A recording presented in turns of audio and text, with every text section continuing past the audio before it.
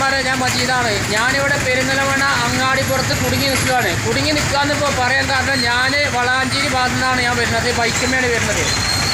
എന്ന് വെച്ചാൽ ഈ റോഡ് കൂടി ഇവിടെ അങ്ങാടിപ്പുറം ഈ പാലം വീതില്ലാത്തതുകൊണ്ട് ഇതിലെ വെച്ചാൽ കുയ്ക്കൾ അരിച്ച് പോണ മാതിരി ആക്കും പോലെ പോകണം. അപ്പോൾ മഴയാണ്. ഈ മഴയത്ത് ഞാൻ ഇതിൽ അരിച്ച് പോയി കഴിഞ്ഞാൽ എൻ്റെ ഫോണ് അതേമാതിരി ഇതൊക്കെ മഴ കൊണ്ടാണ് നാശമാകും. ഇതേമാതിരി ഇതിൽ ആംബുലൻസ് വെച്ചാൽ ഇത് കോഴിക്കോട് പാലക്കാട് റോഡാണ്. ഇതിൽ ആംബുലൻസ് എല്ലാ വാഹനവും പോകുന്ന റോഡാണ്.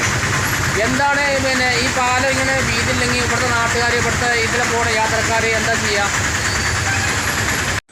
ഇത് കണ്ടില്ലേ, ഈ പാലത്തിന് വീതി ഇല്ലാത്തത് കൊണ്ട്, പ്രത്യേകിച്ച് ഈ പാലത്തിൻ്റെ കവാടത്തിന് വീതി ഇല്ലാത്തത് കൊണ്ട് ഇതുമ്പോൾ കൂടി പെട്ടെന്നൊരു വാഹനത്തിന് കയറി പോകാനൊരു വീതി ഈ പാലല്ല. എന്ന് വെച്ചാൽ പണ്ടൊക്കെ നമ്മൾ ഈ സിനിമക്ക് ടിക്കറ്റിന് വരിക്കുമ്പോൾ എങ്ങനെ കാര്യം അതേമാതിരിയാണ് ഈ വാഹനത്തിന് പാലത്തുമ്മക്ക് പെട്ടെന്ന് കടന്നു പോകാൻ ഈ പാലം വീതില്ല, ഈ കവാടത്തിന് വീതില്ല.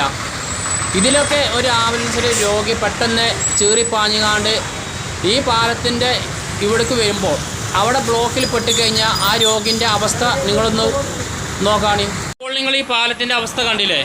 അന്ന് തന്നെ ഇത് 4 അടി വീതി കൂട്ടുകയാണെന്ന് വെച്ചാൽ ജനങ്ങൾക്ക് ഇങ്ങനൊരു അവസ്ഥ വരില്ല, ഇങ്ങനൊരു ബ്ലോക്ക് ഉണ്ടാകുന്ന ഒരു അവസ്ഥ ജനങ്ങൾക്ക് വരില്ല. അപ്പോൾ ഇത് നിങ്ങൾ മാക്സിമം ഷെയർ ചെയ്യുകൊണ്ടു. എന്ന് വെച്ചാൽ ജനങ്ങളിത് കണ്ടാലുള്ളൂ സർക്കാർ ഇനി ഈ പാലം എന്ന് വെച്ചാൽ ഒന്നെങ്കിലും ഒന്ന് വീതി കൂട്ടുക, അതുകൊണ്ട് മാത്രമാണ്. അപ്പോൾ ഇത് മാക്സിമം എല്ലാവരും ഷെയർ ചെയ്യുകൊണ്ടു. ഓക്കെ.